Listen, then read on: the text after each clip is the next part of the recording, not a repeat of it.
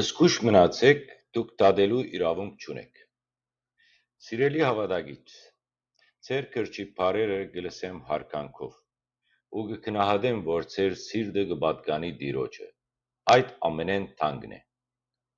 Ես երբեք չեմ ցկտած իմ անձը վեր դասել եկեղեցիեն կամ դառնալ դատավոր ուրիշներու մեղքերուն։ Այլ ահավասիկ, իմ վկայությունս կուզեմ ըլլա հավատարիմ շնչառությունը ճշմարտության։ Եվ այս ճշմարտությունը ինձ իր մե է Քրիստոսեն ուղարկված սիրո պատասխանն է։ Եթե ես իմացա չարին կամ չարիքը եւ լրեմ, այդ ժամանակ ես կդատապարտվիմ։ Բայց եթե խոսիմ սիրով ու հավատարմությամբ, առանց անձնական շահի,